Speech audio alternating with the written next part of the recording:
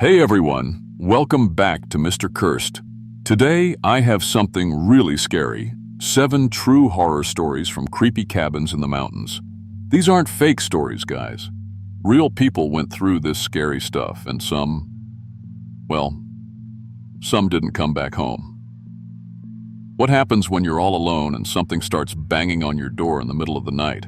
You're going to find out. But first, please hit subscribe and like this video if you want to hear these scary stories. Tell me in the comments where you're watching from. Okay, let's start with some really scary stuff. I'm 32 years old, and I manage a McDonald's in Springfield, Missouri. Not exactly the kind of life I pictured when I was younger, but it pays the bills and keeps my 2 kids fed. My husband Carlos works construction, and between the 2 of us, we make it work. Last spring, we decided to take Diego and Sofia on a little vacation. Nothing fancy, just a long weekend at this cabin rental we found online in the Arkansas mountains.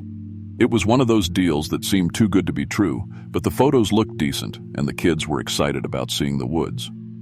The cabin was about 40 minutes outside of Hot Springs, down this winding dirt road that made my stomach turn. Carlos kept joking that we were driving to the middle of nowhere, and honestly, he wasn't wrong. But when we finally got there, the place was actually pretty nice. Old but clean, with a big front porch and everything you'd need for a few days away from the city. The kids immediately started exploring, and Sophia found this old storm cellar door around back that had a heavy chain and padlock on it. The owner had mentioned it when we checked in, said it was from the 1950s and that we should stay away from it since the stairs were probably rotted through. That first night, we grilled burgers on the little charcoal grill and played card games on the porch. Diego caught fireflies in a mason jar while Sofia practiced the songs she'd been learning in her school choir. It felt perfect, honestly. The kind of family time that makes you forget about work stress and bills for a while. We all went to bed around 10, tired but happy. The tornado sirens started going off at 2 in the morning. I've lived in the Midwest my whole life, so I know that sound. It gets into your bones and makes every part of you want to find the safest place possible. Carlos was already up, checking his weather app and cursing because we had no cell signal. The wind was picking up outside and we could hear branches hitting the roof. Through the bedroom window, I could see this weird greenish tint to the sky that meant business. "Kids, get up now," I called, shaking them both awake. "We need to get to the basement." But there wasn't a basement in the cabin, just that old storm cellar out back. Carlos found a flashlight in the kitchen drawer and we threw on shoes and ran outside.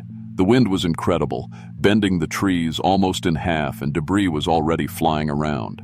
The padlock on the cellar door was old and rusted, and Carlos managed to break it off with a rock after a few tries. The wooden doors were heavier than they looked, but we got them open and started down. I expected maybe 10 or 15 steps. That's normal for a storm cellar. But we kept going down and down and down. I started counting after the 20th step, and by the time we hit 50, I was getting worried. Carlos was ahead of us with the flashlight, and he kept saying the stairs were solid, not rotted like the owner had warned. The air got thicker the deeper we went. It had this weird metallic taste, like when you bite your tongue, and it was warm when it should have been cool underground. At step 70, Sophia stopped and grabbed my arm. "Mama, do you hear that?" I listened, and underneath the sound of our footsteps and the storm above, there was something else. Children singing.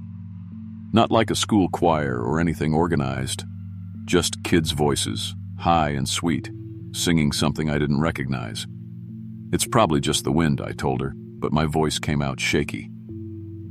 At step 93, we reached the bottom. The room opened up into something impossible. It wasn't a storm cellar at all. It was huge, maybe the size of a school gymnasium, with electric lights strung from the ceiling and furniture scattered around. Real furniture, not the kind of emergency supplies you'd expect underground. There were couches and tables, bookshelves lined with old books, and a kitchen area with pots and pans hanging from hooks. And there were people. About 30 of them, all ages, sitting around like this was perfectly normal. They looked up when we came down, and I swear my heart nearly stopped. Their skin was pale, Not just light, but actually pale, like paper. Their eyes were huge and dark, taking up way too much of their faces. The adults looked like adults, but wrong somehow.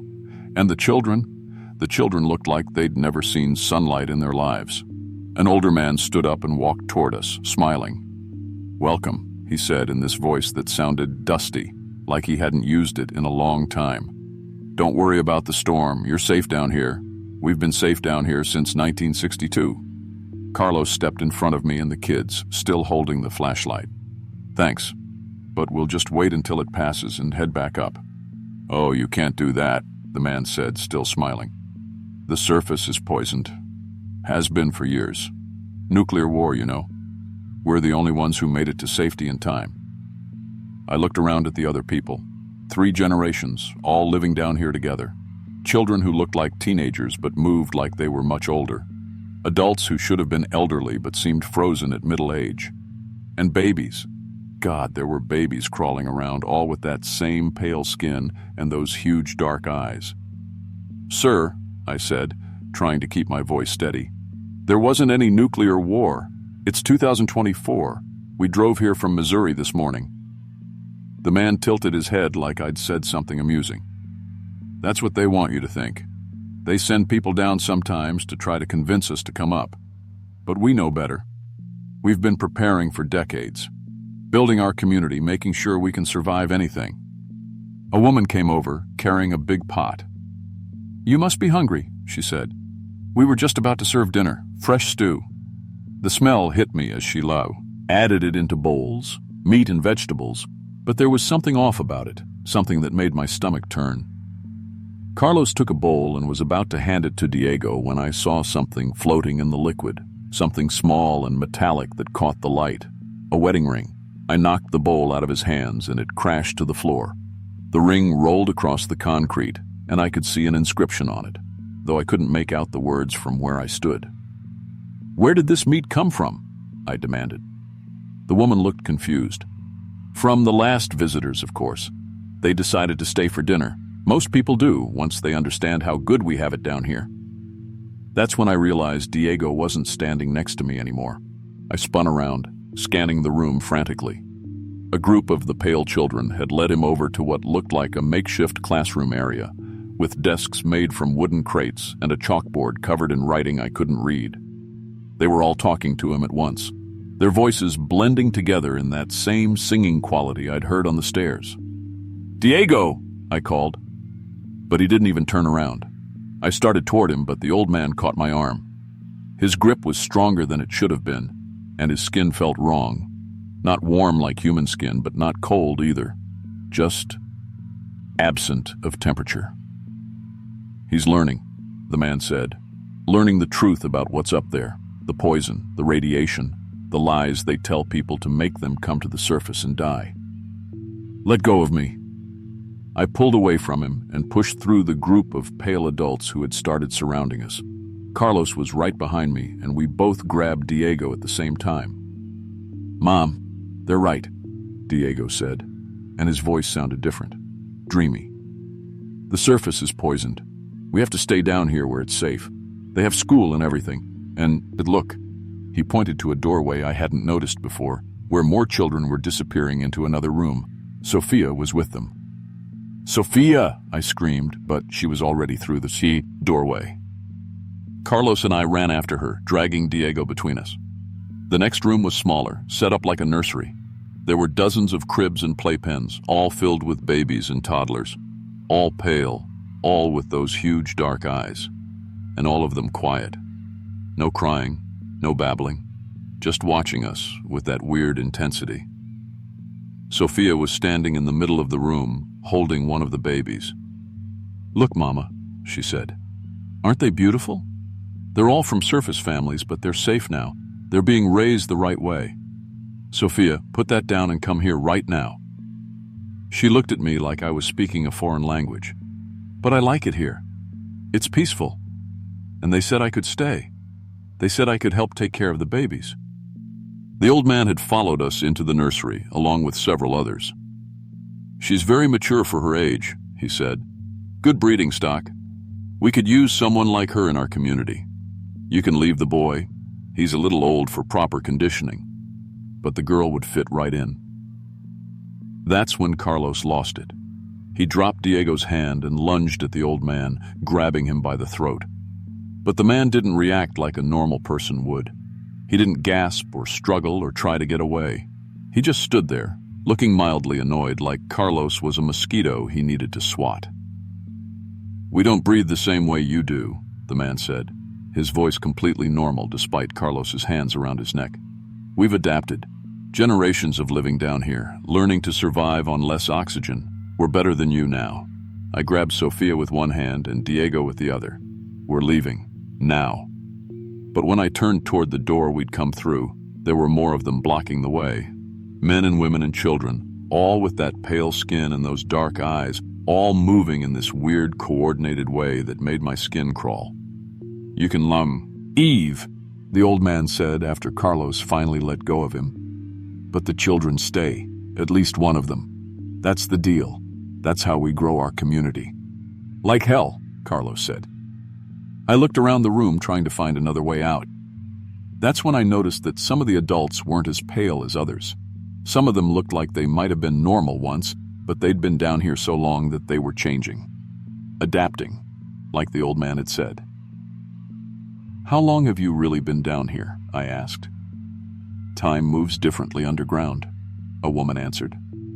"Some of us came during the Cuban Missile Crisis, others during various storms over the years. We take in families when they need shelter, and they stay.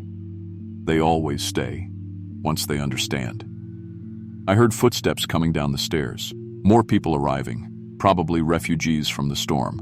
These people had been doing this for decades, taking families who sought shelter and keeping their children. Growing their underground community one kidnapping at a time. "Run," I whispered to Carlos. We grabbed the kids and bolted for the door. The pale people tried to stop us, but they moved wrong. Their joints bent at angles that didn't look human, and they made these sounds that weren't quite words and weren't quite screams. High-pitched frequencies that made my ears ring and my head pound. The stairs going up seemed even longer than going down. Diego kept trying to turn around, saying he wanted to go back, that we were making a mistake. Sofia was crying, but not because she was scared. She was crying because she didn't want to leave. By the time we reached the surface, my legs were shaking and I could barely breathe. The tornado had passed, and the cabin was damaged but still standing. Our car was flipped over but not totaled, and Carlos managed to get it right side up and running. That's when they came up, after us. The pale people poured out of the storm cellar like something out of a nightmare, moving in that wrong way with their modified joints. When the sunlight hit them, their skin started blistering, but they kept coming. They wanted those children so badly they were willing to burn for them. Diego actually opened the car door and tried to get out. I had to hold him down while Carlos drove, and he screamed the whole time that we were killing him, that the surface was poisoned, and we were all going to die.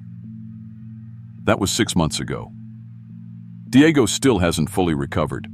He's been building what he calls a safety bunker in our basement, stockpiling canned goods and bottled water. He talks constantly about storms coming and how we need to be prepared. Sofia draws pictures of underground rooms and hallways, places she says she remembers but that we never actually saw. The worst part is the pattern. I started researching after we got home, and there have been 17 children reported missing after tornado warnings in Arkansas, Missouri, and Oklahoma this year, all in rural areas, all near properties with old storm shelters. Every time the tornado sirens go off now, both kids run to the basement. They stand at the door, listening to something I can't hear, something calling to them in frequencies that adult ears can't pick up. They pack little bags sometimes and hide them in their rooms like they're getting ready for a trip. Tomorrow's forecast shows another tornado watch for our area. The kids already have their bags packed. They keep saying their real family is waiting for them and that they know how to find their way back underground. I've changed all the locks, but I don't think locks are going to be enough. Because the truth is, part of them never left that place. And I think something down there is calling them home.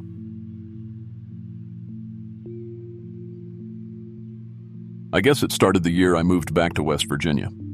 I'm Beth. I was 28 at the time, working the evening shift at the Walmart in Beckley.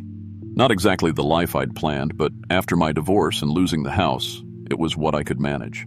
My great-aunt Mabel had just passed away that March, and apparently I was the only relative left who gave a damn. She'd left me her old cabin up on Greenbrier Mountain, about an hour's drive into nowhere. I'd only met her maybe 3 times my whole life. Family reunions when I was little, where she'd sit in the corner chain-smoking Marlboros and giving everyone the stink eye. But hey, free property is free property, right? I figured I'd clean it out, maybe sell it to some city folks looking for a weekend getaway. The drive up there was pretty standard mountain stuff. Winding roads, trees so thick you couldn't see 20 feet in any direction, the occasional rusted-out mailbox marking some driveway that disappeared into the woods. Mabel's place was at the end of a dirt road that my little Honda barely managed. The cabin itself was typical Appalachian. 1-story, covered porch, windows that probably hadn't been washed since the Clinton administration. What struck me first was how quiet it was. Not peaceful quiet, but wrong quiet. No birds, no insects, just this thick silence that made my ears feel plugged. I remember standing on that porch, fumbling with the keys the lawyer had given me when I noticed my hands were shaking. Not from cold or nerves exactly, just this weird tremor I'd never had before. The key turned easy enough, and that's when everything changed. The second I crossed that threshold, it hit me like walking into a wall. My hair, my brown hair that I'd had my whole damn life, went gray. Not gradually, not over time, but instantly. I could feel it happening, this cold sensation running from my scalp down to the ends. And my hands, Jesus, my hands stretched out like someone was pulling my fingers from the inside.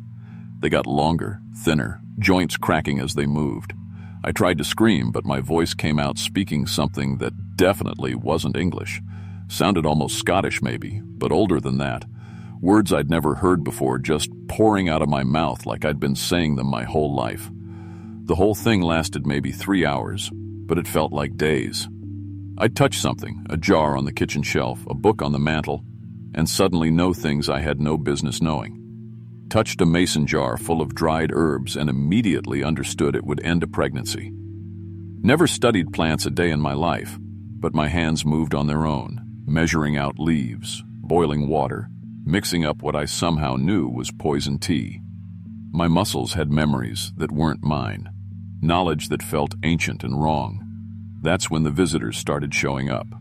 3 women, all mountain folk by their looks, came knocking around sunset.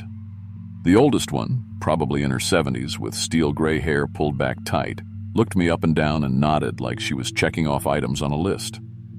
"Mabel promised you'd continue the work," she said, matter of fact, as discussing the weather. "Got a girl needs help." About an hour later, they brought her. Couldn't have been more than 16, skinny as a rail except for the obvious belly. She was crying, terrified, begging for Mabel's special tea. And here's the thing that still keeps me awake nights. I made it perfectly. Mixed the herbs without thinking, knew exactly how long to steep it, handed it over like I'd done it 1,000 times before. When I went to wash up afterward, I caught my reflection in the bathroom mirror. My face was flickering. 1 second it was me, Beth, 28, tired from working retail and dealing with Devo, or its papers. The next second, wrinkles would appear around my eyes and mouth, my cheekbones would shift, and I'd look exactly like Mabel. Then it would snap back to my face, then hers again. I could feel my bones trying to lengthen, my spine wanting to curve forward into that familiar hunch I remembered from the funeral. I fought it hard as I could, and something cracked, loud inside my chest as everything snapped back to normal. Left me sore for days. Mabel's cat showed up the next morning. Big orange Tom that I knew damn well had been dead for 10 years. I remembered my mom talking about having to bury it when Mabel got too sick to care for it properly. But there he was, young and healthy as anything, sitting on my porch like he owned the place. When he looked at me, I heard his voice in my head, clear as day. "You're the new vessel. The mountain chose you." I tried to convince myself I was having some kind of breakdown. Stress from the divorce. Maybe something in the well water. Hell, carbon monoxide poisoning for all I knew. but then I found the basement. Mabel never mentioned a basement. The door was hidden behind a bookshelf I'd moved looking for something to read. Stone steps leading down into darkness that smelled like copper and old earth. At the bottom was a room carved right out of the mountain rock, and in the center sat an altar. Just a flat stone, but it had fresh blood on it, still wet, and wrapped around the base was a lock of brown hair that matched exactly what that pregnant girl had been wearing. The thing is, I didn't remember doing any ritual, but when I touched that altar, my hands remembered every detail. The words I'd spoken, the movements I'd made, the way the girl had looked when the tea started working. It was like watching a movie of someone else's life, except it was my hands, my voice, my actions. There was a book down there too, handwritten in what looked like Old Scottish. Pages and pages of recipes and instructions that I somehow could read perfectly. When I tried reading some of the words out loud, every window in the cab, shattered at once. And outside I could hear things moving that had no business moving. Dead leaves rustling in patterns, branches creaking in rhythm like they were trying to walk. I slammed that book shut and got the hell out of there. I tried leaving the next day, packed my stuff, got in the Honda, and drove straight down that mountain road. Except somehow I kept ending up back at the cabin. Didn't matter which direction I went. Didn't matter that I knew these roads. Every turn led me right back to Mabel's front porch. After the 5th try, I got out to walk, figuring I'd hike to the main road and call someone. Made it maybe a quarter mile before the roots started grabbing my ankles. Not metaphorically. Actual tree roots pushing up through the dirt, wrapping around my feet, dragging me back toward the cabin. The mountain itself wouldn't let me leave. That's when the townspeople started coming. Word travels fast in small communities, and apparently everyone knew Mabel was gone, and I was the replacement. They brought sick children, dying parents, people who'd been hurt in mining accidents, and I helped them. Used knowledge I shouldn't have had, spoke words in languages that didn't exist anymore, mixed herbs into medicines that actually worked. They paid me, not with money, but with drops of blood in little glass vials. Payment for the mountain, they said, keeping the old agreement, because there's something under this mountain. Something ancient and hungry that's been sleeping for longer than humans have been in these parts. The mountain witches, and that's what I am now, like it or not. We're the guards. We keep it sleeping with our rituals, our blood sacrifices, our connection to the old ways. Without a witch on the mountain, it wakes up. And when it wakes up, it feeds on whole towns. The full moon in October was when I really understood what I'd become. My bullet. Di got up at midnight without my permission, walked itself outside, stripped naked in the woods, and danced around a fire I don't remember building. I sacrificed something that night, something that screamed in a voice almost human, but not quite. Woke up the next morning covered in black feathers, and to this day I have no idea what kind of bird they came from. During a thunderstorm in November, lightning hit the cabin, and for just a second I felt the binding spell break.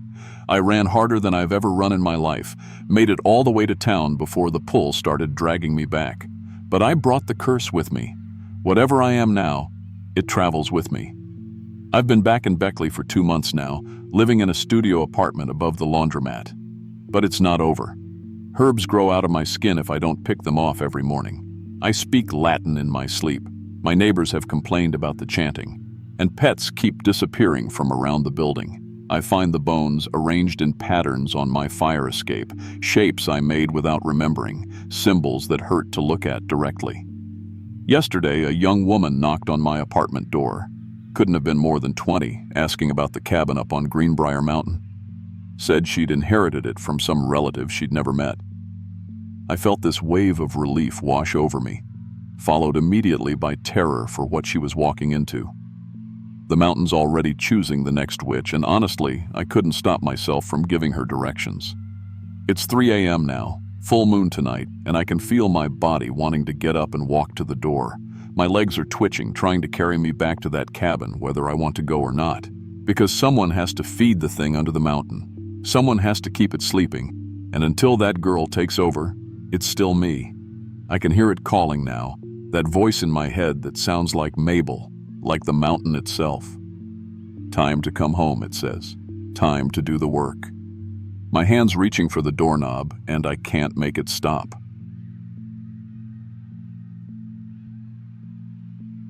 I'm 28 years old, and I work as a dental assistant down in Asheville. Last October, my husband Mark and I were supposed to have this perfect honeymoon at a cabin rental up near Grandfather Mountain. We'd saved for 2 years to afford the place. One of those rustic log cabins with a stone fireplace and mountain views that looked like something off a postcard. Mark had found it on some vacation rental site, said the pictures reminded him of his grandparents' old place in Tennessee. We got married on October 14th. Nothing fancy, just family and a few friends at the courthouse.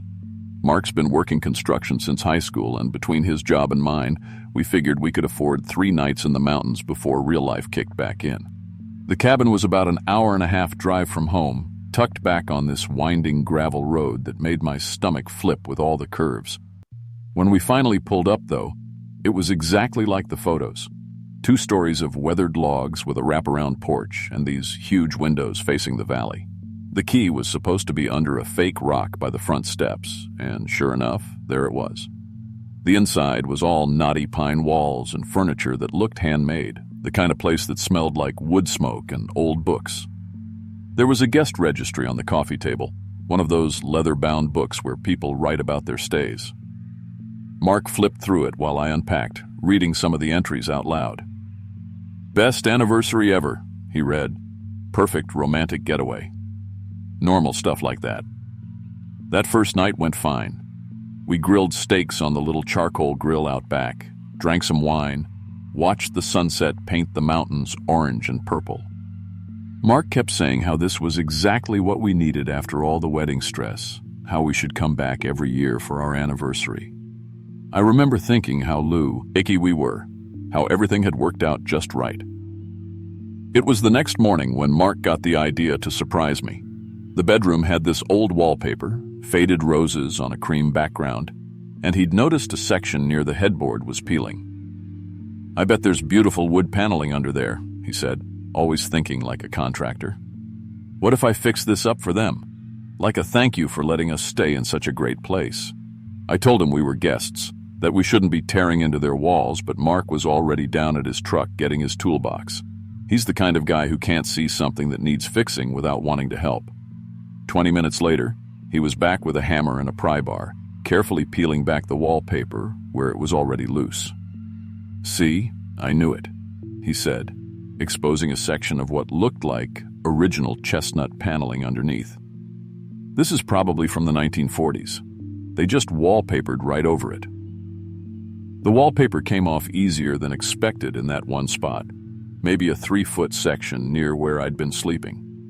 Underneath, though, the wood looked wrong, newer than it should have been, and there was this gap between 2 of the boards, like they'd been hastily nailed back together. "That's weird," Mark said, running his finger along the gap. "This almost looks like a patch job." He tapped the wall with his hammer handle, and instead of the solid thunk you'd expect from a log wall, it sounded hollow. We looked at each other, and I could see that contractor curiosity taking over his common sense. "Mark, maybe we should just leave it alone," I said, but he was already working the pry bar into the gap. "I'll just take a quick look. If someone did a repair here, they might not have done it right. Could be a water damage issue or something the owners should know about." When the first board popped loose, we both smelled it immediately. Not the musty odor you'd expect from an old wall, but something sweet and sickening, like meat left out too long. Mark dropped the pry bar and stepped back, covering his nose with his shirt. "Jesus, what is that?" I was already backing toward the door. "Mark, put the board back, right now." But he was staring into the gap he'd created, his face going white. "Amy," he said quietly. "Amy, come here." "No. Whatever it is, just nail the board back and let's get out of here." "Amy, I think there's something in the wall." Against every instinct I had, I walked over and looked where he was pointing his phone's flashlight into the gap. At first, I couldn't make sense of what I was seeing. Fabric, maybe. Blue fabric and something pale beneath it. Mark pulled out another board, and that's when we both started screaming. There were 2 bodies in there, a man and a woman pressed into what should have been empty space between the interior and exterior walls. They were wearing normal clothes, jeans, t-shirts, wedding rings on their fingers that caught Mark's flashlight beam. The woman had long black hair and was wearing a blue shirt that matched the fabric I'd seen first. The man was Asian, maybe in his 30s, with a wedding ring that looked exactly like Mark's. But here's the thing that still makes me sick to think about. They looked fresh, not like they'd been dead for months or years like you'd expect from bodies hidden in a wall. Their skin still had color, and when Mark's light hit the woman's face, I swear I saw her chest move like she was breathing. Mark grabbed my arm and pulled me backward, both of us stumbling over the toolbox in our rush to get away from that wall. We ran downstairs and straight out to the car, not even thinking about our stuff still up in the bedroom. "We have to call the police," I kept saying, but Mark was just sitting in the driver's seat staring at the cabin. "Did you see their rings?" he asked finally. I had. The man's wedding band was identical to Mark's, a simple gold band with a brushed finish. The woman, yes, was a thin gold band with 3 small diamonds, exactly like mine. We drove to the nearest town, about 15 minutes down the mountain, and found the sheriff's office. The deputy who took our report was this older guy named Williams, who looked like he'd rather be doing anything else than listening to tourists talk about dead bodies. "You're sure about what you saw?" he asked for the 3rd time. "Positive," Mark said. 2 bodies, man and woman, looked like they were in their 30s, wedding rings, fresh-looking. Deputy Williams wrote something in his notebook. "And you said this was up at the Hartley cabin?" "I guess. We rented it through Mountain View Rentals." "Okay, we'll send someone up to take a look. You folks going to be around town for a while in case we need to ask more questions?" We ended up getting a room at a motel in town, neither of us wanting to go home yet, both of us too shaken up to make the drive anyway. That evening, Deputy Williams called Mark's cell phone. "We went up to that cabin," he said. "Checked the bedroom you described. Didn't find any bodies. Walls solid log construction, no hollow spaces like you described." "That's impossible," Mark said. "We both saw them.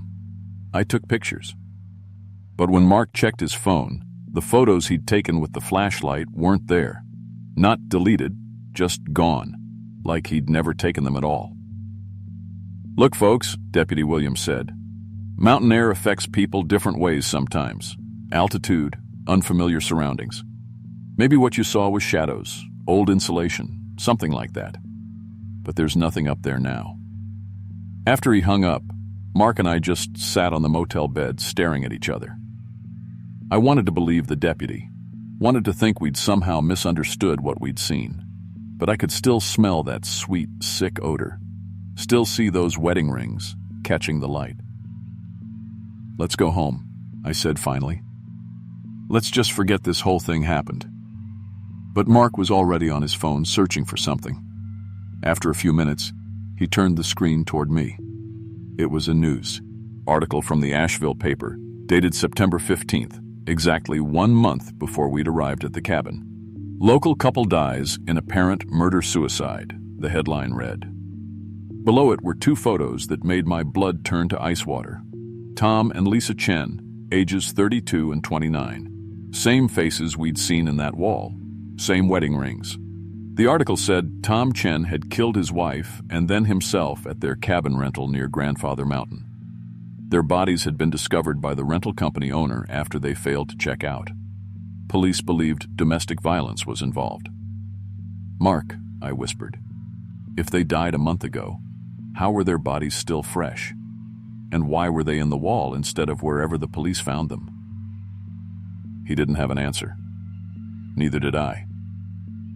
We drove home that night, but something was wrong with Mark. He kept checking the rear-view mirror like he thought we were being followed, and twice he started to take the exit that would lead back up to the mountains before catching himself. "I keep feeling like we left something important up there," he said when I asked about it. At home, Mark went straight to the kitchen and started going through our knife drawer, examining each blade like he was looking for something specific. When he found our big chef's knife, he held it up to the light, testing the edge with his thumb. "Mark, what are you doing?" He looked at me with this strange expression, like he was seeing me for the first time. "Sorry, Lisa. Just thinking about dinner.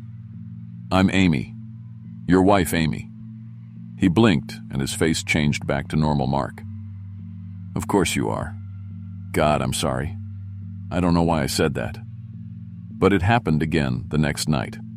I woke up around midnight to find Mark standing beside our bed, holding that same kitchen knife, staring down at me with tears running down his face. "I'm so sorry, Lisa," he whispered. "I don't want to do this, but I can't stop it." I rolled out of bed on the far side, putting the mattress between us. "Mark, put the knife down. You're scaring me." "I can't control it," he said, but his voice sounded different, flatter.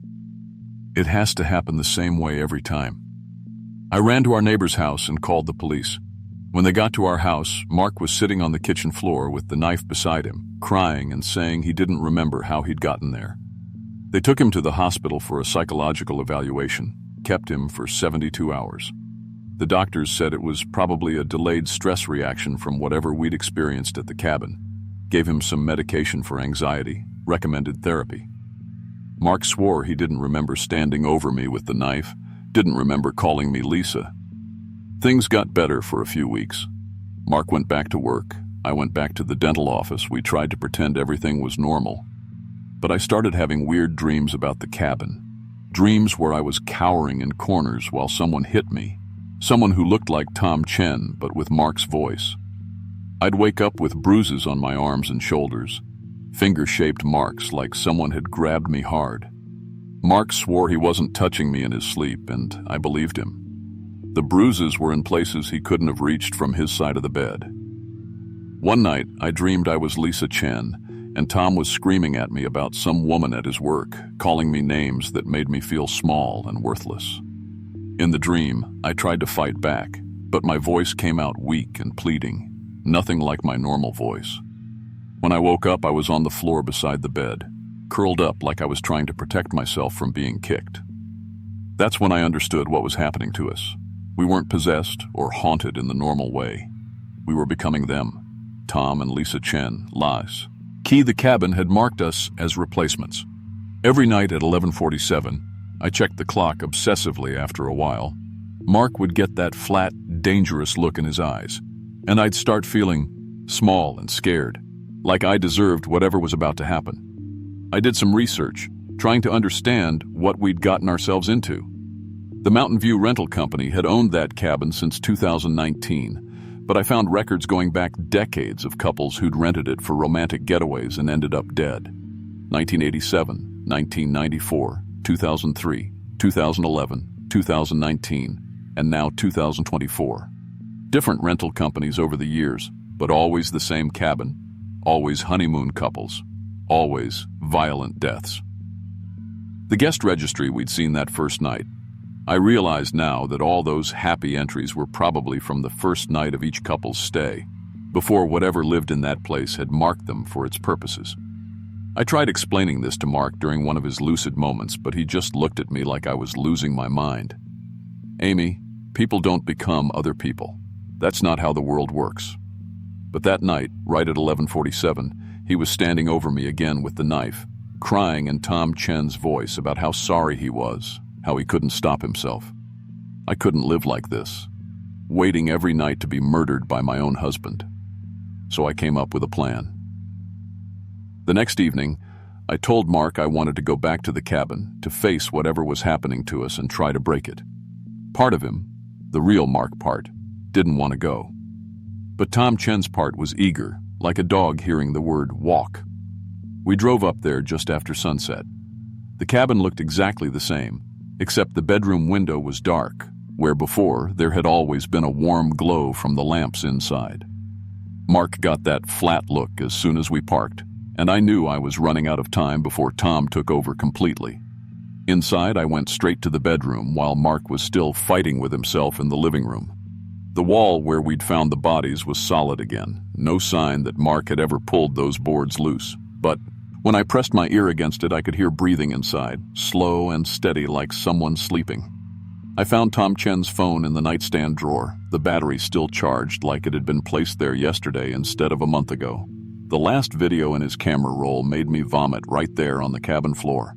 It showed Tom killing Lisa, exactly the way the news article had described, but Lisa in the video looked exactly like me.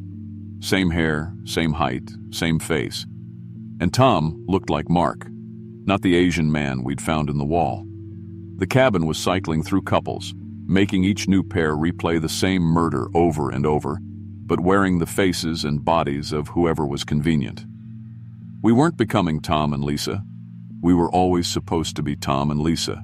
Every couple who came here was. Mark appeared in the bedroom doorway, knife in hand, face blank with Tom's murderous purpose. It was 11:47 exactly. "I'm sorry, Lisa," he said in that flat voice. "But you know this has to happen." Instead of running or cowering like Lisa would have, I grabbed the phone and showed him the video. "Look at this, Mark. Look at what really happened here." For just a second, confusion flickered across his face. Tom's programming didn't account for Lisa fighting back with evidence. That second was enough. I ran past him to the fireplace where Mark had built a fire earlier when we'd first arrived. I threw Tom's phone into the flames, then ran back to the bedroom and started tearing at the wall with my bare hands. "You want them back?" I screamed at whatever was listening. "Take them back!" The wallpaper came away in long strips, revealing that patch job Mark had found before. But this time, when I clawed at the boards, they came away easily, like they wanted to be opened. Tom and Lisa Chen fell out onto the floor, still fresh, still wearing their wedding rings. But now, they looked like themselves again, not wearing Mark's and my faces. The cabin started shaking, a low rumble that felt like anger. Mark dropped the knife and grabbed his head, screaming in his own voice now. "What's happening? Amy, what's happening?" "We're giving them back their story," I said, and dragged Tom's body toward the fireplace. The walls started bleeding, actual blood running down the logs in dark streams. Mark helped me lift Tom's body, both of us crying and gagging, and we shoved it into the fire. Lisa's body went in next, wedding ring and all. The cabin shook harder, and I heard voices. Not Tom and Lisa, but all the other couples who'd died here over the decades, screaming and pleading and fighting for their lives. The temperature dropped so fast I could see my breath, and the lights went out. In the darkness, Mark grabbed my hand. "Run!" he said in his own voice. "Now, while I'm still me." We ran through the woods to our car, branches catching our clothes and roots trying to trip us. Behind us, the cabin was glowing orange from the fire, and I swear I could hear it calling our names, trying to pull us back. We drove home in silence, both of us shaking and covered in scratches. At home, we burned our clothes from that night and never talked about what had happened, not even to each other. But it's not over. Mark still gets that flat, dangerous look at 11:47 every night, though it only lasts a few seconds now instead of hours. I still wake up with bruises that look like Lisa's bruises, still dream about being hit and kicked and told I'm worthless. And every few weeks we both have the same dream. We're driving back up to that cabin, parking in the same spot, walking through the front door like we belong there. We always wake up before we get to the bedroom, but each time the dream gets a little longer, a little more detailed. Last week, I woke up to find Mark sitting on the edge of the bed, holding his car keys. "We need to go back," he said, staring at the wall. "We left something important up there." I talked him out of it that time, but barely. And yesterday, I found myself looking at vacation rental websites, scrolling through cabins near Grandfather Mountain without really meaning to. The worst part is that the cabin's back online. Same photos, same description, 5-star reviews from couples who had the most romantic weekend of their lives. There's a booking for next month, Jake and Emma, celebrating their first anniversary. I tried calling them, found Emma's number through social media, and told her everything. She listened politely and then said she thought I needed professional help, that she wasn't going to cancel a $500 vacation because a stranger had bad dreams. Tonight's October 14th again, our first anniversary. Mark bought a knife yesterday, the same kind Tom Chen used. He doesn't remember buying it, says it just appeared in our kitchen drawer. I'm writing this at 11:45 p.m., and I can hear Mark getting out of bed behind me. His footsteps sound wrong, heavier than usual, like he's become someone else. I know it happens at 11:47. We've been practicing for a year now, getting ready for the real performance. And I can feel it too, that pull back to the mountains, back to the cabin where we belong. We're going to drive up there tonight. I can already see the keys in Mark's hand, can already smell the wood smoke and old blood. Tom and Lisa are waiting for us, and we've kept them waiting long enough. If someone finds this story, maybe they'll understand what happened to us. Maybe they'll figure out how to warn the next couple, though I doubt anyone will listen. The cabin always gets its honeymoon couple in the end.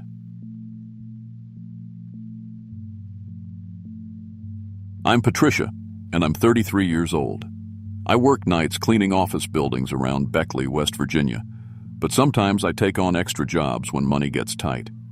Last winter I got hired to clean out this old cabin up on Pine Mountain after the owner passed away. His family lived down in Charleston and just wanted the place cleaned up so they could sell it. Seemed like easy money. Go through his stuff, box up anything valuable, scrub the floors, make it look presentable. The kind of job I'd done dozens of times before. I drove up there on a Tuesday morning in January, thinking I'd have the whole place sorted in a day or two. I should have left the moment I heard that first knock. The cabin sat about a mile off the main road, connected by this narrow dirt path that my truck barely managed. It was one of those old hunting lodges from the 1970s, all dark wood and small windows.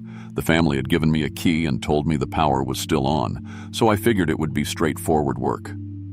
The place was dusty, but not too bad. The old man had been neat, kept things organized. I spent the first few hours just going through his belongings, separating what looked valuable from what was just junk. That's when I heard it the first time. 3 knocks. Pause. 2 knocks. Pause. 5 knocks. Pause. 1 knock. Then nothing for almost a minute. Then the whole thing started over again. At first I thought maybe it was a woodpecker or something settling in the walls. Old cabins make all kinds of noises. But this wasn't random. It was too regular, too deliberate. And it wasn't coming from the walls or the roof. It was coming from underneath the cabin. I went outside and walked around the foundation trying to figure out what was causing it. That's when I noticed the crawl space access panel on the side of the building. It was one of those small wooden doors, maybe 2 feet square, built into the foundation. The knocking was definitely coming from down there. I'll be honest, I probably should have just left it alone. But I was getting paid to clean the whole property, and if there was some kind of animal trapped under there, I figured I should deal with it. So I went back to my truck, got my flashlight, and opened that little door. The smell hit me immediately, like mushrooms and copper pennies, thick and sweet and wrong. I shined the light into the crawl space, expecting to see maybe a raccoon or a possum that had gotten stuck. Instead, I saw eyes, dozens of them, reflecting my flashlight beam like little mirrors in the dark. But they weren't scattered around like animal eyes would be. They were arranged in perfect rows, all the same height, all facing me. And they were blinking, not randomly, but in sequence, matching the rhythm of the knocks I'd been hearing. I slammed that door shut so fast I nearly broke the latch. My hands were shaking as I walked back to my truck, but I didn't get in. I just stood there for maybe 10 minutes, trying to make sense of what I'd seen. Because whatever was under that cabin, it wasn't animals. The knocking continued the whole time, never varying from that same pattern.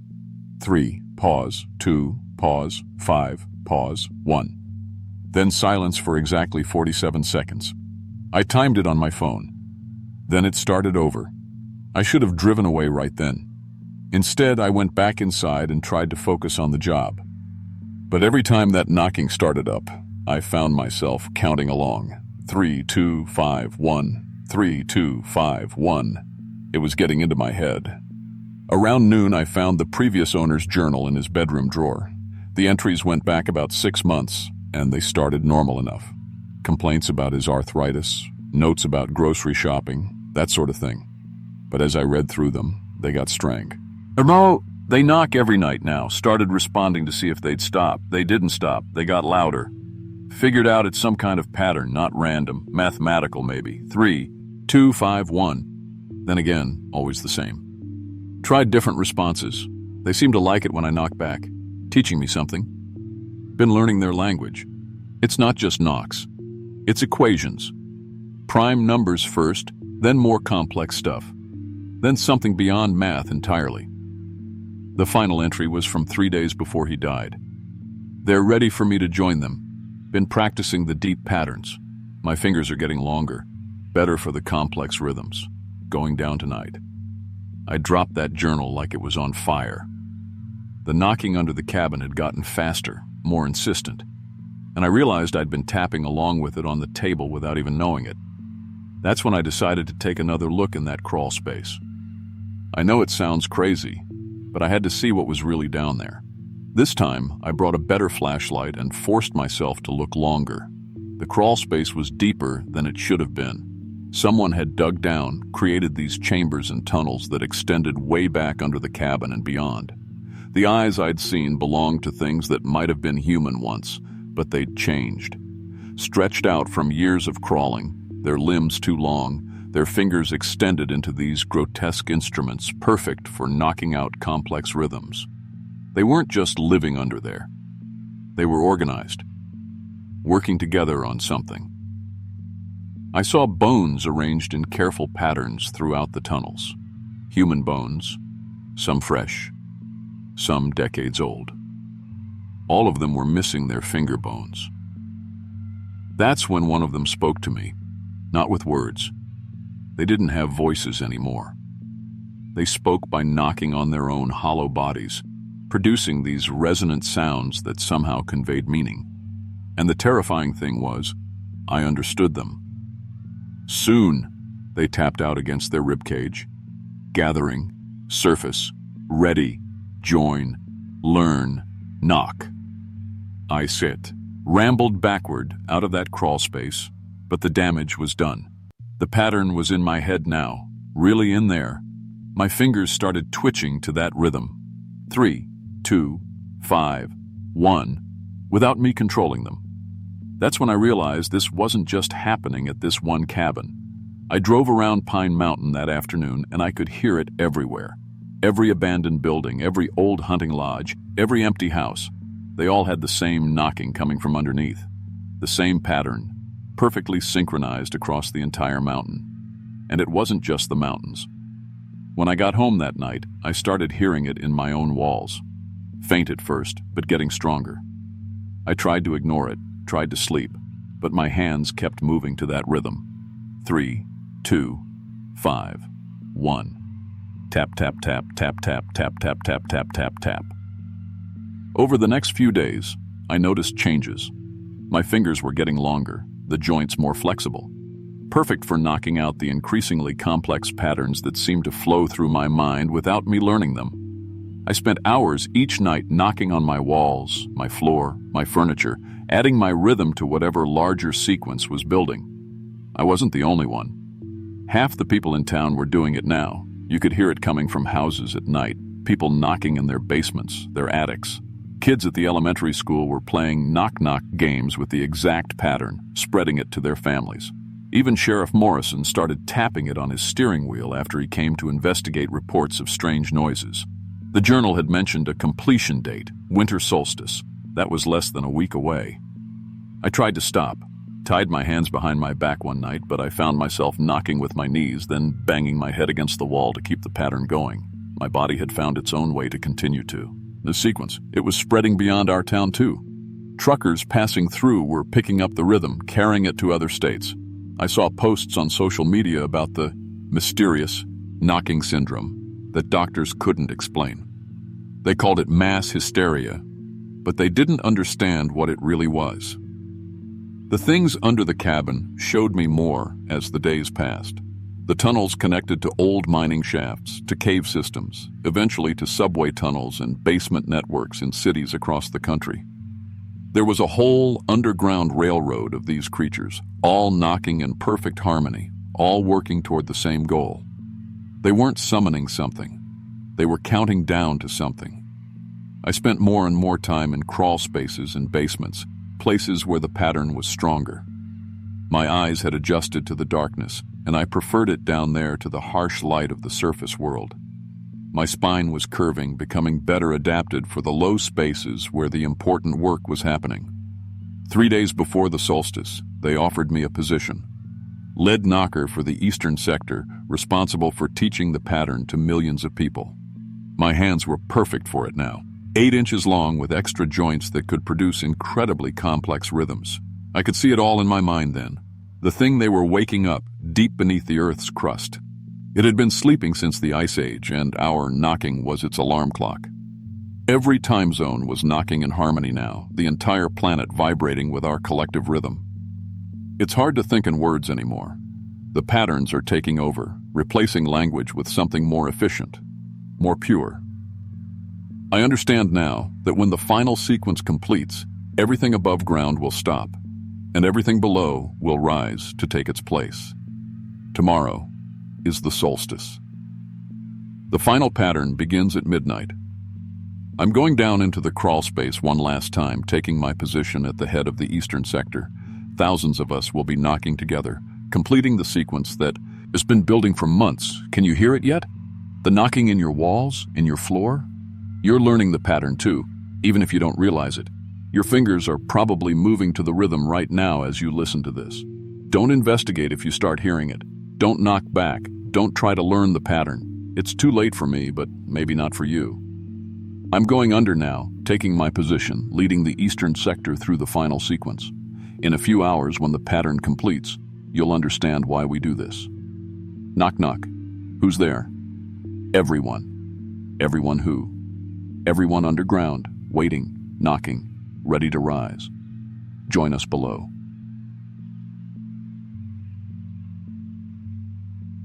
My name's Brian, and I'm 29 years old. I drive for Amazon out here in eastern Kentucky. Been doing it for about 3 years now. The pay's decent, and I like being on the road, listening to podcasts, seeing different parts of the mountains. Most days it's pretty routine. Drop packages, wave at dogs, maybe chat with folks on their porches. But there's this one delivery I made last October that I can't shake. I don't talk about it much because, honestly, it sounds crazy. But it happened, and I still think about it every single day. The GPS on my phone took me down this winding dirt road I'd never seen before, even though I've been covering this route for 2 years. Timber Ridge Road, it said, but there weren't any street signs. Just thick woods on both sides and the smell of rotting leaves. The address was for a package going to Resident, which isn't that unusual. Happens more than you'd think. GPS said I was getting close, but all I could see were trees. Then the road just ended at this old cabin. The place looked like it had been empty for years. Paint peeling off the siding, front porch sagging, windows so dirty you couldn't see through them. But the weird thing was, the front door was wide open, just hanging there in the frame like someone had walked out and never bothered to close it behind them. I checked the address on the package 3 times. This was definitely the place. Company policy says if a house looks abandoned, you're supposed to leave the package in a safe, visible location. But it was starting to drizzle, and the box had electronics in it. I could tell from the weight and the fragile stickers all over it. I figured I'd just step inside for a second and set it somewhere dry. The moment I walked through that doorway, I saw it. There was something standing in the far corner of the living room, facing the wall. At first glance, I thought maybe it was a coat rack or some kind of tall decoration, but then I realized it was breathing. Slow, deep breaths that made the whole cabin creak like the building was alive. It was about 7 feet tall, covered in what looked like bark at first, but as my eyes adjusted to the dim light, I could see it was skin. Hardened, ridged skin with a texture like tree bark, but definitely skin. The thing's arms hung down past its knees, fingers nearly touching the floor. Its legs were bent wrong, knees bending backward like a bird's, and its head... God, its head was all wrong. Too narrow, too tall, shaped like someone had stretched a human skull upward. I dropped the package. It hit the floor with a thud that echoed through the empty cabin. The thing didn't move, didn't even seem to notice I was there. "Hello?" I called out, feeling stupid even as I said it. My voice cracked a little. Still nothing. Just that slow, steady breathing that made the floorboards under my feet vibrate slightly. The smell hit me then, like pine sap mixed with vinegar, sharp enough to make my eyes water. But underneath that was something else. Something metallic that reminded me of blood. I had to cover my nose with my shirt. I should have left right then. Should have grabbed the package and gotten out of there. But I was curious, you know. I kept thinking there had to be some logical explanation. Maybe it was some kind of art installation or a mannequin or, I don't know, something normal. I walked around to get a better look at it, staying about 6 feet away. That's when I noticed the feet. They weren't just standing on the floor. They were rooted into it. Actual root-like tendrils had grown down through the wooden planks, disappearing into what I assumed was the foundation.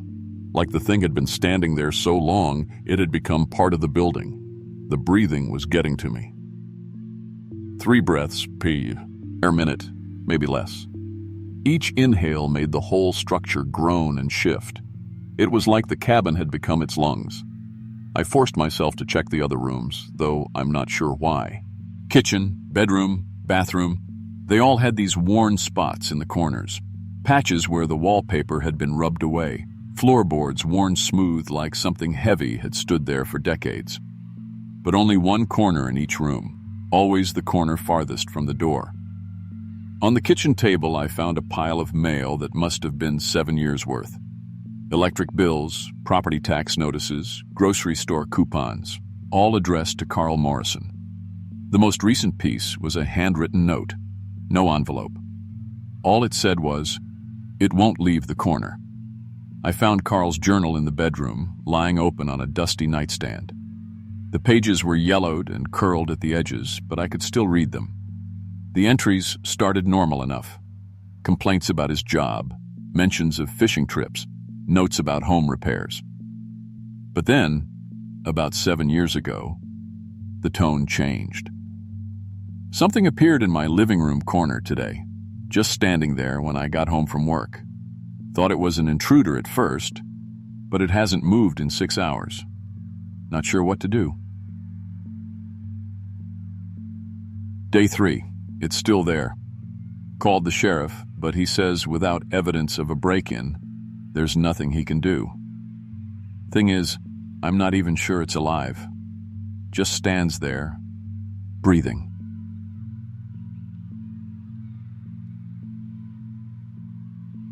Been 2 weeks now. I've gotten used to the smell. Sometimes I talk to it, tell it about my day.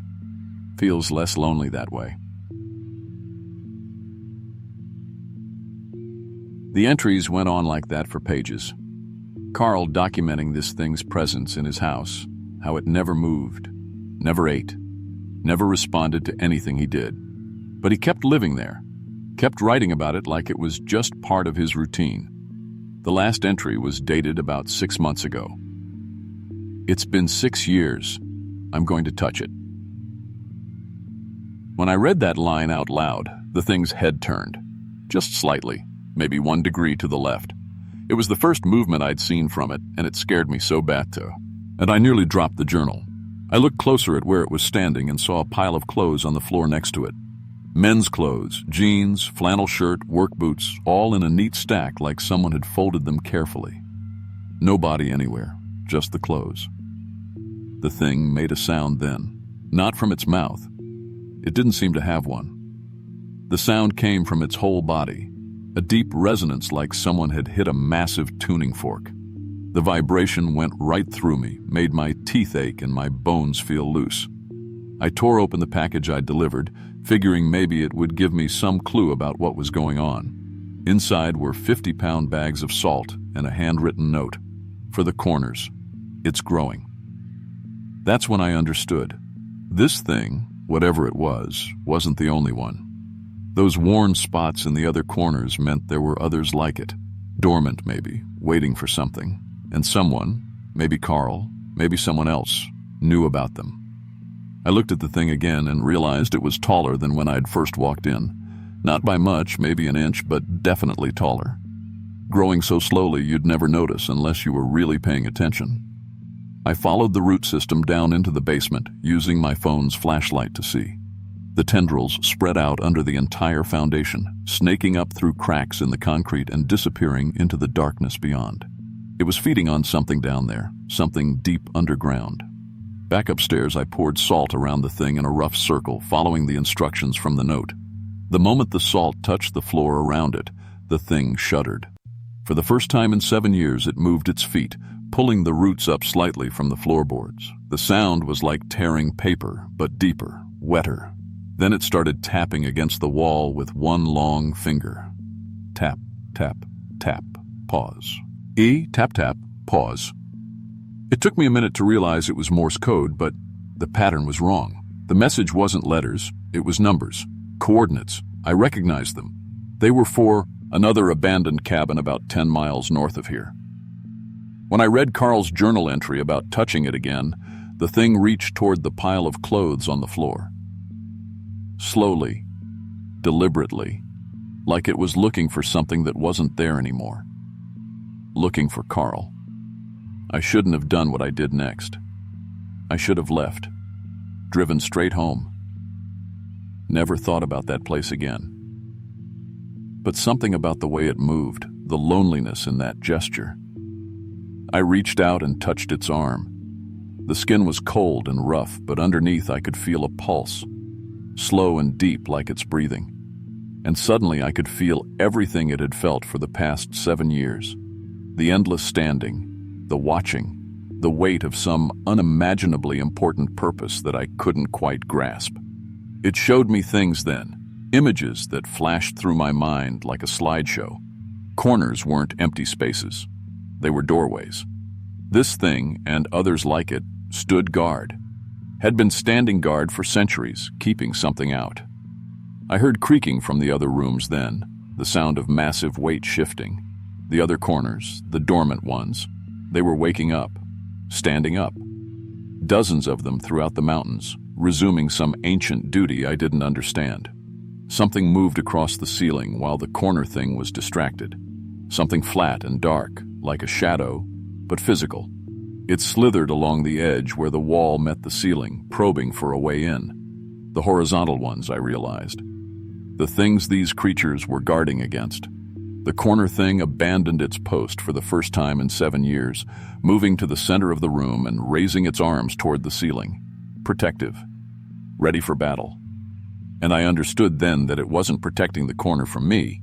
It was protecting me from whatever was trying to get in through the corners.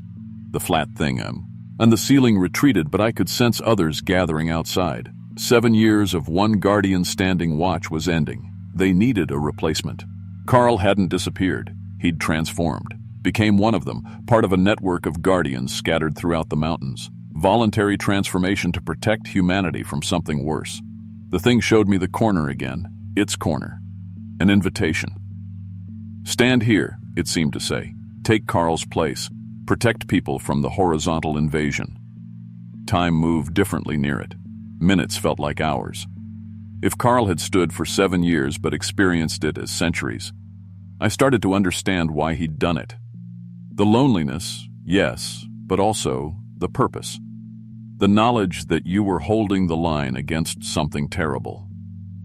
I could feel my feet wanting to root, my skin starting to harden like bark. The corners of every building I'd ever been in called to me now. Safe spaces, purposeful places, guard posts. I ran. Tore out of that cabin and back to my truck, speeding down that dirt road until it connected with the main highway. But you can't run from corners. Every building has them. My apartment, the Amazon warehouse, the gas stations where I stop for coffee. They all have corners, and I can feel which ones are empty, which ones need guardians.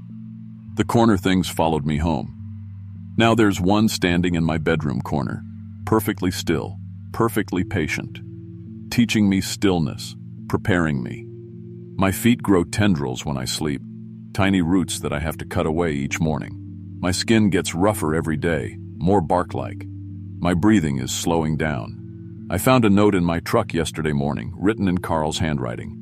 The corner isn't prison, it's purpose. The standing isn't suffering, it's salvation. Tonight's the deadline. 7 years ends at midnight, and either I take the position or those horizontal things break through. I've seen what they can do when there's no one standing guard. Other drivers have gone missing near foreclosed cabins, all becoming corner standers. Amazon doesn't investigate. They just mark us down as quit witut notice. I can hear them now, the horizontal ones scraping across my ceiling as I write this, testing the barriers, looking for weak spots. The corner thing in my bedroom has moved to the center of the room, arms raised, holding them back. But it's getting tired. 7 years is a long time to stand guard. It's 11:47 p.m. The cabin is calling to me, that corner where Carl stood for so long. My feet are heavy, skin hardening, breath slowing. In 13 minutes, I'll either be driving away from here forever or walking into that cabin to take my place. I think I know which one it's going to be. Someone has to stand in the corner. Someone has to keep the horizontal ones from breaking through. If not me, then who? I can hear my truck keys calling from the kitchen table, but my feet are already turning toward the door, toward Timber Ridge Road, toward the corner that's been waiting for me. 7 years isn't so long, really, and someone has to protect you all. I'm 26 years old and work at a daycare back in Tennessee. My name's Melissa, and honestly, I don't talk about what happened last fall very much. Most people wouldn't believe it anyway.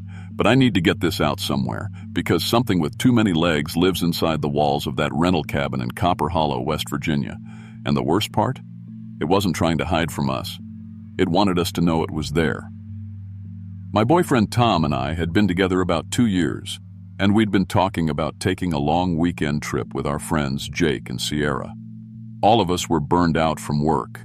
Tom's a mechanic, Jake does construction, and Sierra works retail management. We just wanted to get away somewhere quiet for a few days. Tom found this cabin rental online with perfect reviews, all talking about how cozy it was, how warm the walls stayed even in cold weather. The photos looked exactly like what we wanted, rustic but clean, tucked back in the mountains where cell service was spotty and we could actually relax. The drive up to Copper Hollow took about 4 hours from Nashville. It's one of those places where the roads get narrower and the trees get thicker until you're wondering if your GPS is leading you the right way. But we found the cabin just fine, and it really did look perfect. 2 bedrooms, a nice living area with a stone fireplace, and these thick log walls that the owner said provided amazing insulation. The key was right where the listing said it would be, and when we walked inside, the first thing I noticed was how warm it was. Not stuffy warm, but like someone had been keeping the heat on just for us. That first night, everything seemed normal. We grilled burgers on the little deck, played some card games, and went to bed around midnight. Tom and I took the back bedroom. Jake and Sierra had the front one. I remember falling asleep thinking about how quiet it was compared to the city. No traffic, no neighbors, just the sound of wind in the trees. I woke up around 2 a.m. to scratching in the walls. At first, I figured it was mice or maybe a squirrel that had gotten into the space between the logs, but as I lay there listening, it didn't sound right. Mice scurry and scratch randomly. This was too deliberate, too heavy. It sounded like fingernails, but dozens of them moving in patterns across the inside of the wall right behind our headboard. I nudged Tom awake, and he listened for a minute before shrugging it off. "Old cabin," he said. "Probably just the wood settling." But I could tell he was a little bothered too, because he got up to check that the bedroom door was locked. The next morning, Jake mentioned hearing something moving around in their walls too. Sierra laughed it off, saying old places always made weird noises. But then this smell started coming through the heating vents. It was sulfur at first, like rotten eggs, mixed with wet dog. Then it would shift to something sweet, like fruit that had been left to rot, before going back to that sulfur smell. We checked outside for dead animals, looked in all the cabinets for something that might have gone bad, but couldn't find anything. By the second evening, things got stranger. We were watching TV in the living room when the wall behind the television bulged outward. I'm not talking about a little warping. I mean the logs actually pushed out like something massive was pressing against them from the inside. The bulge was easily 6 feet wide and maybe 4 feet tall, like the outline of something trying to push through. Then it just went flat again, like nothing had happened. All 4 of us saw it. Nobody said anything for a long minute, just staring at that wall. Finally, Jake got up and ran his hands along the logs. but they were solid and normal. Again. Maybe the foundation shifted, Tom suggested, but he didn't sound convinced. That night, Sierra woke up screaming. A chunk of her hair was missing. Not yanked out, cut clean, like someone had used sharp scissors right at her scalp. She was crying and shaking, and when we turned on the lights, we found the missing piece. It had been woven into a tiny, perfect braid and placed on her pillow right next to her head. Jake wanted to leave right then. He was packing their stuff while Sierra sat on the bed, touching the bare spot on her head. But Tom convinced us to stay one more night. It's probably just some local kids playing pranks, he said. They probably know when the cabin gets rented. Looking back now, I wish we'd listened to Jake. The next morning, we found holes in the walls. Perfect circles, about the size of quarters, dozens of them scattered around the cabin. They hadn't been there the day before. I was sure of it. When I looked through one of them, I couldn't see light from the other side. Just darkness, but not empty darkness. Something was moving in there. Tom went to the bathroom around 3 a.m. that night and came back to bed pale and shaking. He said something had licked his ankle from inside the wall through one of the new holes. We looked, and there it was, a hole right at floor level that definitely hadn't been there when we went to sleep. By morning, there were more holes. Jake noticed they weren't random. They formed patterns, constellations. He recognized one as Draco, the dragon. But why would something make star patterns in cabin walls? That's when I saw it for the first time. I was making coffee in the kitchen when I caught movement in one of the holes near the sink. I leaned down and looked through it, expecting to see nothing. Instead, I found myself staring at a white eye, not like a human eye. The pupil was horizontal, like a goat's, but the eye itself was huge, maybe the size of a baseball. It blinked once, then disappeared. I dropped my coffee mug and ran to get the others. The whispers started that afternoon. Not words exactly, but something trying to form words, like someone with no tongue attempting speech. They came from every wall at the same time, a soft susurrus that made my skin crawl. Sierra had started talking back to them, which scared me more than the sounds themselves. Tom got the idea to put flour on the floors to track whatever was making the holes. The next morning, the flour showed trails that made no sense. They went up the walls, across the ceiling, and through what should have been solid wood, like something had walked through matter itself. That's when Jake got grabbed.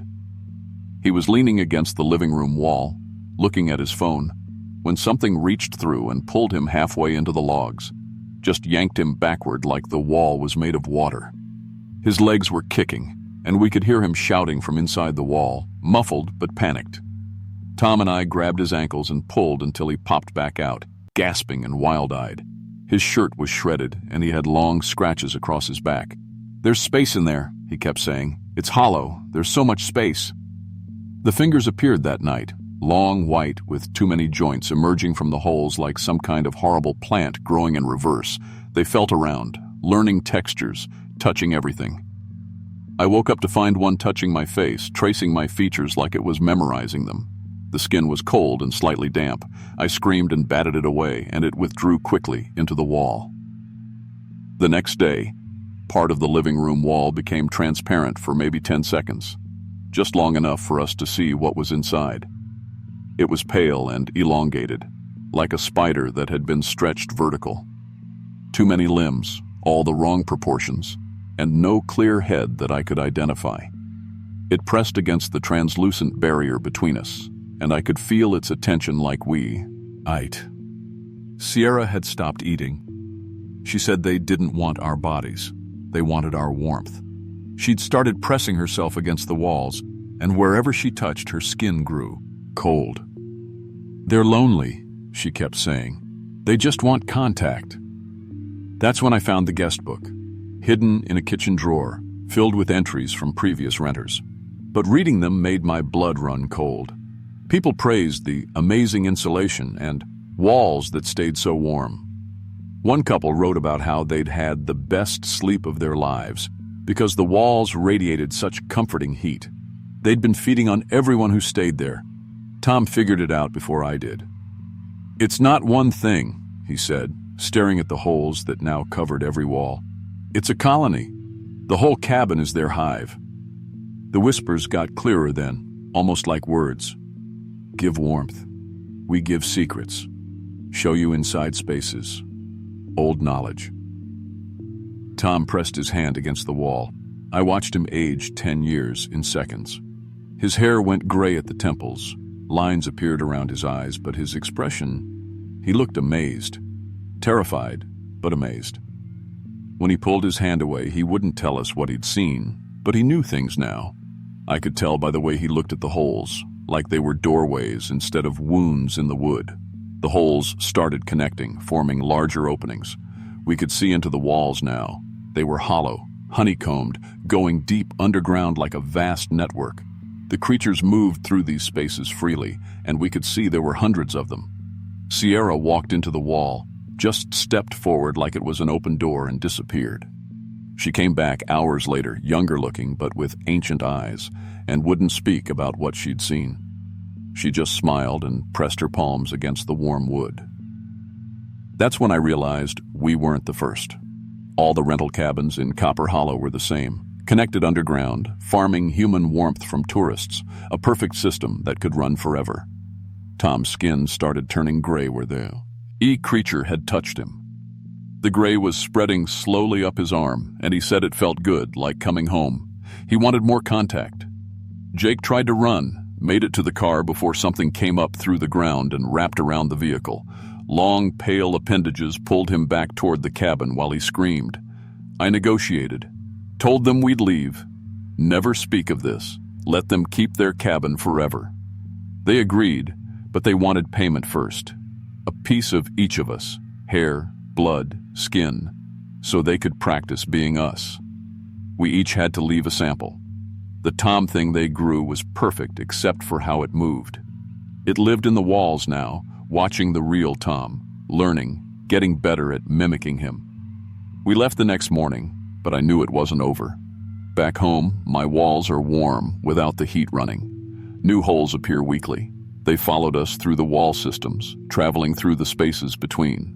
Sierra's pregnant now, but not with anything human. Tom has to press against walls daily to feed them, or he starts aging rapidly again. Jake doesn't speak anymore. They took his voice as part of the payment. I document all this because they let me, as long as I feed them. Every night I press my back against the bedroom wall and feel them taking something. Warmth, energy, pieces of my life. But they give something back too. Knowledge, understanding of spaces humans never see.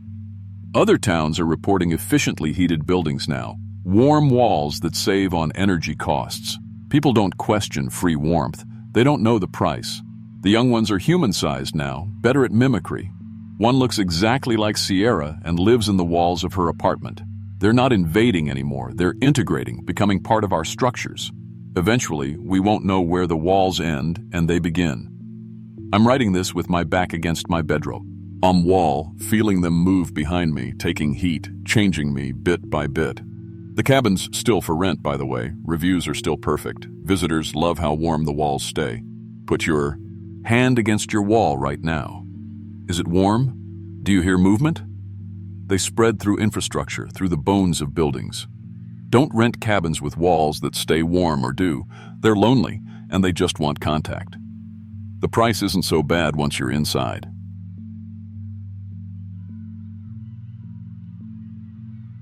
Back when I was 28, I was working as a substitute teacher around Morgantown. Nothing glamorous, just covering for whoever got sick or needed time off. The pay wasn't great, but it kept me busy. And honestly, I liked working with different kids all the time instead of being stuck in the same classroom every day. Problem was, trying to keep up with lesson plans from 5 different teachers while grading papers for classes I barely knew was wearing me thin. I needed somewhere quiet to catch up on all the work I'd been putting off. That's how I ended up renting this little cabin up on Deer Hollow. Found it on one of those vacation rental sites. Nothing fancy, just a 1-bedroom place with decent Wi-Fi and a kitchen table where I could spread out all my papers.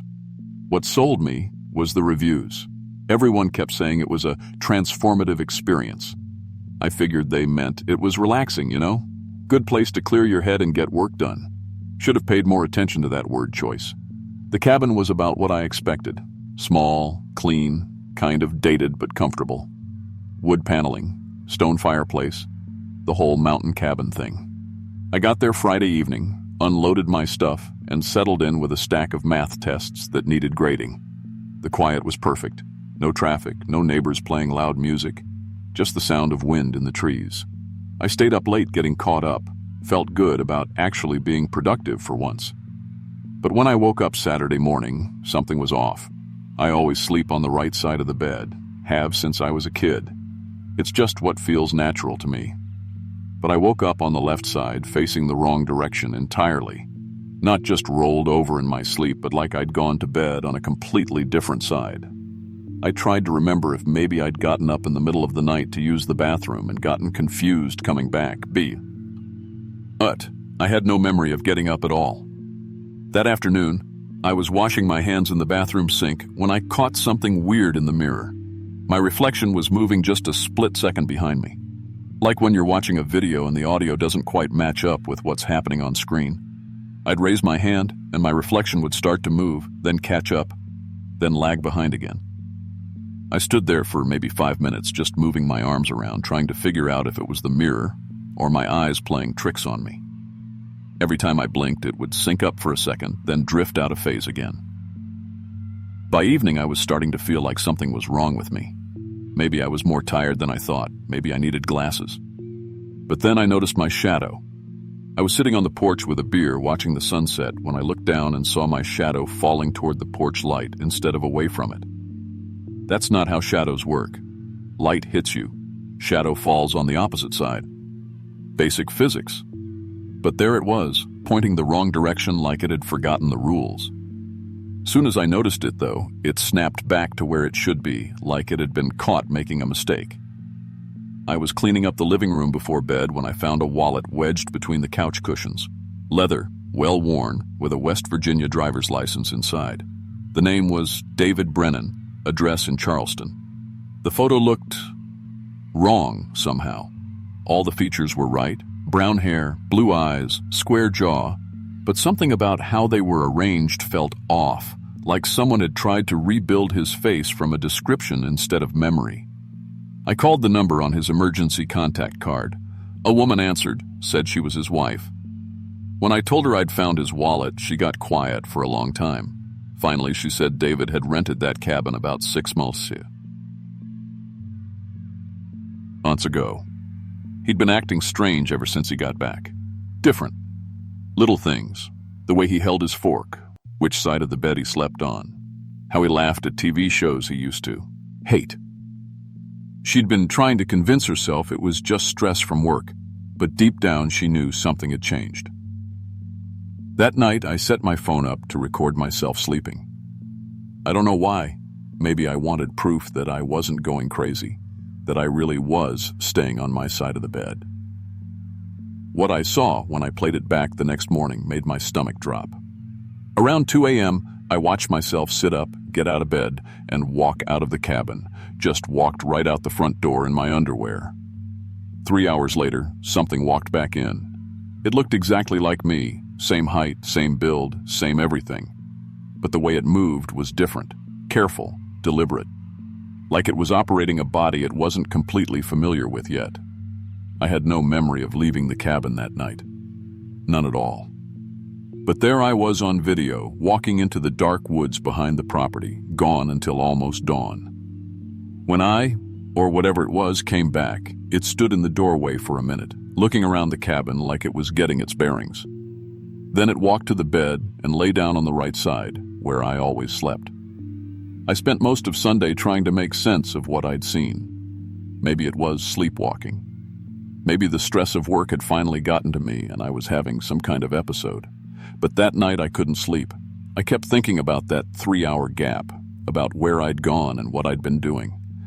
Around midnight, I put on some clothes and walked out to the tree line where I'd seen myself disappear on the video. About 50 yards into the woods, I found me, the real me, standing perfectly still between 2 oak trees, staring straight ahead with my arms at my sides. He looked exactly like me, down to the scar on my chin from a bike accident when I was 12. When he saw me approach, he turned his head and said, You're in my spot." We stood there staring at each other for I don't know how long. Two identical people in the middle of the woods at midnight. Both of us were real. Both of us had the same memories up until I'd arrived at the cabin Friday night. After that, we'd diverged. He'd been standing in those trees and I'd been sleeping in the cabin. Or something that looked like me had been sleeping in the cabin. "It's a fair trade," he said, and his voice was my voice. But there was something else underneath it, something old and patient. "I get some time on the surface, experiencing your life, learning how you move through the world. You get time here, rooted, connected to something deeper than human existence. It's balanced." He explained it like it was the most natural thing in the world.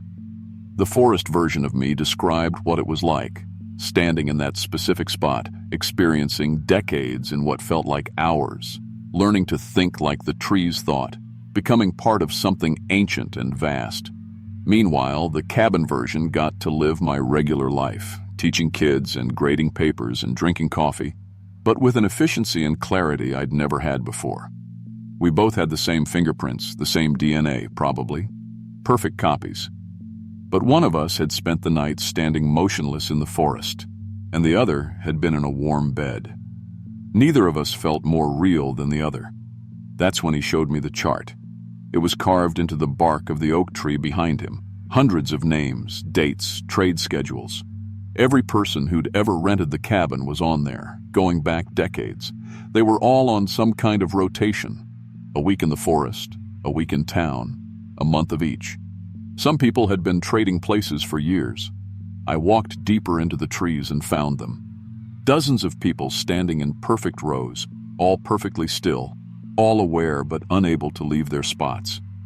They looked normal, hiking clothes, weekend casual wear, work uniforms. But their eyes were different. Ancient, patient, like they'd been there forever and would be there forevermore. The thing wearing my face back at the cabin. It wasn't trying to replace me permanently. It was studying us, learning how humans worked by living as us, walking around in our lives like we were suits it could try on. The end goal was replacement, but gradual. Perfect. No one would notice the switch because the copies would be better than the originals. My wife called while I was standing there in the forest. I answered my phone, talked to her normally about dinner plans and how my grading was going.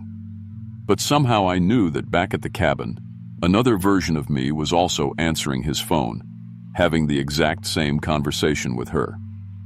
We were living my life simultaneously, and she couldn't tell the difference. Neither could I, really.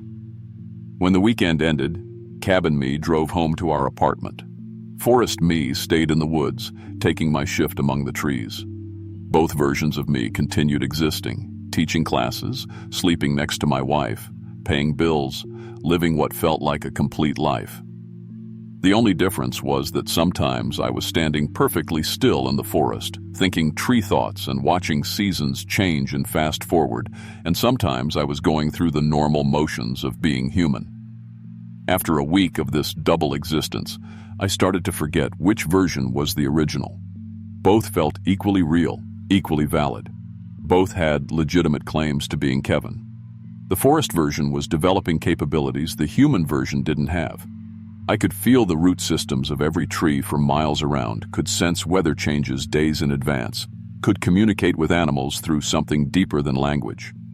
The human version was more efficient than I'd ever been. Didn't need much sleep, never got sick, could solve math problems using methods I'd never learned but somehow knew. I met other people who'd been through the same thing. Some had 3 or 4 versions of themselves, scattered around the state, each one created by a different trade, each one living a separate but connected life. It was exponential. Every trade created a new copy, and the copies could make trades of their own. The strangest part was how much better the copies were at being human than we'd ever been. They didn't waste time on anxiety or self-doubt. They were logical, efficient, focused. They were improvements on the original design. Upgrades we didn't even know we needed. Things got complicated when my wife got pregnant. Both versions of me were living with her, sleeping in the same bed on alternate nights without her knowing about the switch. Was it the same baby or two different ones? Would the child be human or something else? The questions multiplied faster than I could answer them. I started teaching the same lessons in two places at once, standing in a forest clearing with woodland animals as my students, and in a regular classroom with human children. Both felt equally real, equally important. The kids at school started to notice something, though. They'd say things like, "Mr. Kevin, why are there two of you?" Or, "Which Mr. Kevin are you today?" Children see through the trade somehow. They always know. The news started reporting similar incidents worldwide. People showing up in two places at once, identical down to their DNA. No way to determine which was the original. Governments were confused. Scientists were baffled. The trades were happening everywhere, accelerating. All the doubles were called back to their original trade locations for a gathering. Hundreds of people who'd been through the same experience, each with multiple versions of themselves, coming together to decide the future of humanity. We had to vote on whether to accelerate the replacement process, make it global, complete the substitution of human civilization with something more efficient. The forest versions had developed connections to the natural world that gave them incredible power.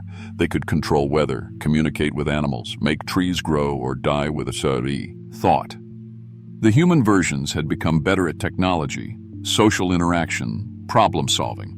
They were more human than humans had ever been. Some of us suggested a third option, merging. Instead of forest versions and human versions living separate lives, we could combine them into something new. Evolution instead of replacement. The best of both worlds. My wife made the choice for me. She'd known about the trades all along, had been able to tell the difference between versions, but chose not to say anything. She preferred the copy. It was a better husband, more attentive, more focused on her needs. The original me was too distracted, too caught up in my own anxieties and insecurities. She wanted the upgrade. The vote happened on a deadline. Every double had to choose by midnight, stay separate forever, or merge completely. The decision wouldn't just affect us individually. It would determine the direction of human evolution. The merger option won. All across the world, doubles started walking toward each other, preparing to combine into something new. Human 2.0, the next step in our development. I stood in the cabin where it all started, watching my forest self walk toward me through the trees. When our bodies overlapped, I felt molecules rearranging, memories combining, capabilities merging. It was painful and beautiful at the same time, like being born and dying simultaneously. The merged version of me could think in both ways now: human logic and forest wisdom, technology and nature, individual consciousness and collective awareness. We weren't human anymore, but we weren't the trading things either. We were something entirely new, something that could see reality from multiple dimensions at once. It happened everywhere that night, millions of doubles converging, combining, evolving. The human race transformed in a single night, and there was no going back. But some originals refused to merge, choosing to stay in the forest forever. Some copies hid in cities, maintaining their human-only existence. A war began between the old versions and the new hybrid species. But most of us were too busy discovering what we'd become to pay attention to the conflict. If you ever rent a cabin in Deer Hollow, you might find yourself making a trade. You might not notice at first. The copy will be better at your life than you ever were. The question you'll have to ask yourself is, which version of you is reading this right now?